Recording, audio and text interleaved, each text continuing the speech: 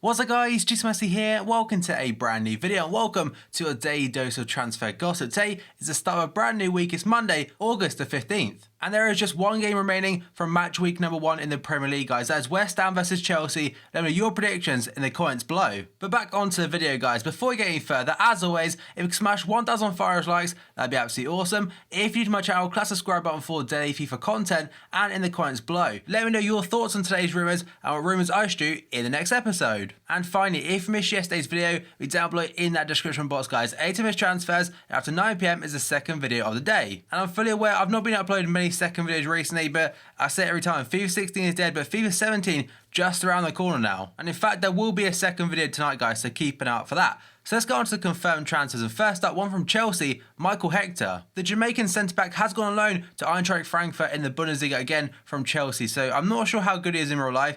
Born in 1992, so he's probably approaching 24, if not already. Actually, yeah, he is 24 years old, so I'm not sure in regards to his potential stuff like I mentioned before, but he did sign from Reading about a year ago. I think it's like £4 million, so either way, not too sure in their situation. Now, another centre-back from Chelsea going out on loan is Amerio. He's gone to the Turkish giants Besiktas from Chelsea on a season-long loan, and he was actually playing in Turkey last season, but I can't remember the club he was at. And to be fair, he does look like a decent silver card. Next up, we go on to Lucas Lobos, going to a club in Argentina called, I think it's Gimnasia. That is from Toluca in Mexico on a free transfer. And the final one today, not been a very busy day whatsoever, Doris de Vrij going to Celtic. That is from Nottingham Forest, although I think he may have been a free agent, so it could be undisclosed fee or potentially a free transfer on a 2-year deal. I did also read somewhere that he's previously worked with Brendan Rodgers, I think, at Swansea City. Now that we go on to potential deals, and first up, Joe Garner. I think he actually got a really nice hero card last year. I may be confusing him with someone else. He did score a banger as well, again, if it's the same person I'm thinking about, but he today is linked to Rangers. Preston North End boss Simon Grayson has confirmed that Rangers have made inquiry for the 28-year-old, who has a scoring rate of 1 in every 3 games for Preston. While Grayson says that his side do not need to sell, Mark Warburton is keen to sign another frontman and has confirmed that Garner is on his radar. So there is one for Rangers fans. Next up, we go on to Mark Wilson, linked to Bournemouth, but apparently it's essential but dumb. Bournemouth have agreed a fee of £2 million with Stoke for defender Mark Wilson, according to Sky sources. The Cherries hope to get the deal done and completed within the next 48 hours. You may have seen his comment he made the other day on social media or Twitter basically. He doesn't have a verified account, but I'm pretty sure Mark Hughes kind of confirmed it. Someone asked him where he wants to play next season. He said centre-back, and he also mentioned how Mark Hughes doesn't teach him defending in training. So I'm not sure. That's probably one of the reasons he's allowed to go, and he's definitely frustrated at the lack of first-team opportunities. Next up, we go on to Jednak going to Villa. Aston Villa chairman Tony Cha has confirmed the Championship side are set to sign Crystal Palace's Mal Jednak. Someone corrected how I said his first name the other day. I apologise about that. I think it's Mila or something. But either way, he is going to be joining Villa from Palace. The Eagles midfielder, who has been with Palace since 2011, has scored 10 goals in 178 appearances for the club and is set to join Di Matteo's side this week. Cha responded on his Twitter profile to a fan urging him not to allow Newcastle to swoop in for the Australian international. He tweeted, "Nobody can steal him if he's delighted to be with us. Also, you can't keep him if his heart was not with us." And to be fair, he did say at one point that 7 or 8 more players could be coming in. Now we go on to Nikola Kalinic, a Croatian international striker linked to Everton. Everton have had a £21 million bid for former Blackburn Rovers striker Kalinic rejected by Fiorentina. That is according to Sky Sports Italia. The Toffees made an offer of between £17 million and 21 mil for the Croatia star, but it is reported that the Italian giants are not keen on selling the 28-year-old. And I'm just checking down my list. Everton feature a lot today. According to newspapers, they're in for a lot of players. The next player is Lamine Kone of Sunderland, and this one has been mentioned a lot as of late because there's been a lot of updates regarding it, but apparently now Everton are going to continue chasing him despite what David Moyes said. Apparently Moyes has slapped a £20 million price tag on Inter Milan Lamine Kone in an attempt to keep the defender at the stadium alight, according to the Daily Mirror. Ronald Koeman is continuing negotiations to bring the defender to Everton, but it's claimed the 27-year-old will be offered a new contract with the Black Cats after the transfer window closes. So about 5 days ago, he is pictured in Everton with an Everton fan. Apparently they agreed a fee of 18 mil. Then he returned to Sunderland, put a transfer request in, but apparently that wasn't even him that done it, and it's really confusing. It's a bit of a roller coaster rumour, to be honest, as there's a lot of things changing every single day. Another player into Everton, and this one will happen, Yannick Bolasie. Yannick Bolasie has said his goodbyes to his Crystal Palace teammates ahead of a move to Everton, who cost the Toffees £25 million plus add-ons, taking the deal to £30 million.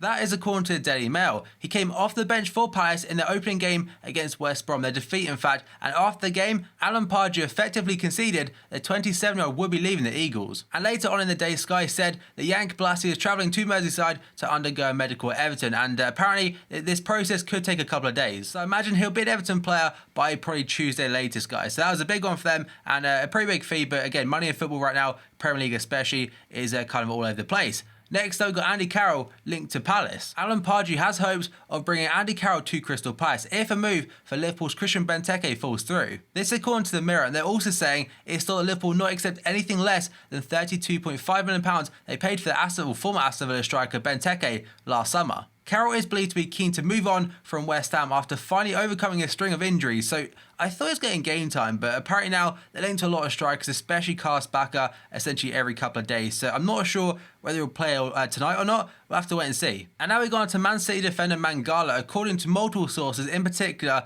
the Daily Star, AC Milan have joined Valencia in the race to sign Man City defender Eliaquim Mangala, again reported in the newspaper. Milan hope a one-year loan offer with the option to buy the 25-year-old for £18 million will be enough to tempt the France international to the San Siro. Valencia, however, intend to buy the Frenchman if Arsenal's £30 million deal for Mustafi is completed. So he could be going to Italy or he could be going to Spain. So he's got two quite good options there, to be fair. Milan are a rebuilding club and hopefully they get back to what they are. And Valencia, I mean, Mustafi for 30 mil is a big fee, but Arsenal, they need him so much right now. But to be fair, when we beat them yesterday, it wasn't down to their centre-back pairing, to be honest, because all four of the goals we scored, they were ridiculously good quality. Two of them were top-class solo goals by Coutinho's free kick, absolute magician, and Mane's debut goal. That was insane. And Lallana's and also Coutinho's second, fantastic work team goals. So I was so happy with how Liverpool played yesterday. I know we conceded 3 goals, but scoring 4 goals at the Emirates, that is great. But anyway, back onto the transfers. So next up, another Milan one, Kovacic. Milan will move for Real's Mateo Kovacic if they fail to land the Uruguayan youngster Rodrigo Bentancur from Boca Juniors, according to Sport Mediaset. Milan are looking to boost their midfield options for the upcoming season and have set their sights on Boca Juniors youngster Bentancur. They've offered a fee of €15 million for the 19-year-old and set a 48-hour deadline to see whether the deal will go ahead or not. But one problem for that deal is that Juve apparently have first choice over him, and they have to wait on them also. But they're going for Kovacic as kind of a backup or alternative. They'd only want Kovacic on loan, and it'd be quite a dodgy one because he did used to play for Inter Milan just 1 year ago. Now we move on to next player, Claudio Bravo. According to Sport, Man City have agreed personal terms with Claudio Bravo as Pep Guardiola looks to find a new goalkeeper better suited to his tactics and philosophy than England goalkeeper Joe Hart. So basically he wants a goalkeeper that's really good with his feet as well. So ter Stegen was the number 1 option yesterday. I think it was Rui Patricio. Now the other Barca goalkeeper, Bravo.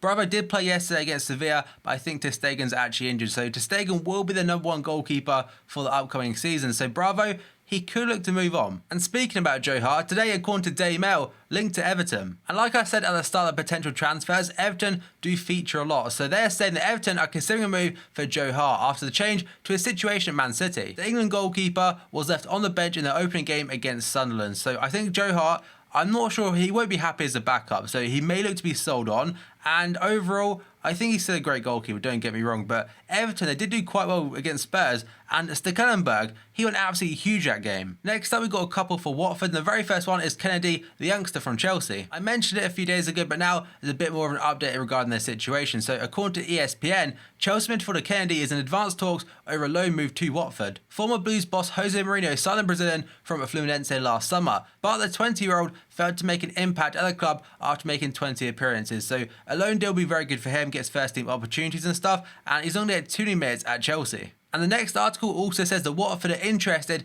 in signing Juventus forward Roberto Pereira, according to Sky sources. It's believed the fee for the 25-year-old could rise to £13 million, and apparently also on top of that, they've agreed in principle. That's the 2 clubs, by the way, because apparently Pereira has yet to discuss personal terms with Watford. It's not the first time he's been linked to Watford, but he's also been linked to West Ham and teams like that. So if they get him, it's a very good signing and very good for FIFA Ultimate Team. Next up, we've got Vedran Choluka linked to Fiorentina. Fiorentina have been dealt a blow in the reported pursuit of Vedran Choluka, with Lokomotiv Moscow adamant the Croatian will not be sold. Choluka was first linked with the Serie A side after producing some eye-catching displays at Euro 2016. And I'm pretty sure he picked up a head injury every single game. But however, Lokomotiv Moscow director of sport, Anatoly Misherikov, I think his name is, has insisted the former Tottenham defender, who has 2 years left on his contract, will not be sold. And now another update regarding Paco Alcacer linked to Barcelona. Barca's attempts to sign him could be scuppered after the Valencia president insisted the Spain striker is not for sale. Valencia have already sold the midfielder Andre Gomez to the Catalans this summer, and they do not plan on parting ways with Alcacer. Speaking at a Supporters Group Association meeting yesterday, Chan said, "If there are any doubts, let me make it clear. Alcacer is a Valencia player and we do not want to sell him." So there's the update for that one. Now, next player is going to be Jose Fonte, linked to Manchester United. United have begun talks to sign Southampton's captain Jose Fonte, according to ESPN. Mourinho is in search for an experienced defensive leader, with an official bid for the 32-year-old Portugal international expected in the next week. Fonte, who's valued at around £8 million, played a crucial part in Portugal's triumph at the Euro 2016 tournament. But if I read correctly, a couple of days ago, the Southampton manager did say that Fonte was not going anywhere, so I have to wait and see on that front, but I imagine it'd be quite hard for him to turn down United. Next up, we go on to James Rodriguez, linked to Arsenal. Arsenal continue to have their sights on Real Madrid playmaker James Rodriguez, according to Telegraph. The 25-year-old, who's been with the Spanish Giants for 2 years now following a £63 million switch to the Bernabeu, appears to have fallen down the pecking order under boss Zinedine Zidane. Arsene Wenger needs to splash the cash on somebody, because at this point in time, Arsenal fans are starting to turn their back on him, because he keeps claiming he's got the money and stuff, but doesn't ever actually do anything with it. And to be honest, Arsenal don't need a playmaker, they need a striker and a centre-back. So Rodriguez, I'm not sure if it happened, as Zidane has said he wants him to stay. A player potentially leaving Arsenal though is Alexis Sanchez, linked to Inter Milan today. Inter are looking to sign Alexis Sanchez as his contract talks at Arsenal continue to stall. The Chilean international would cost around €80 million or £69 million. He would also demand a salary of €8 million per year, which would be the highest in the Italian Serie A at this point in time. So if you compare them wages to the Premier League ones, by the way, there's a lot of players over €8 million, or the equivalent in pounds to like £6.9 million or something. So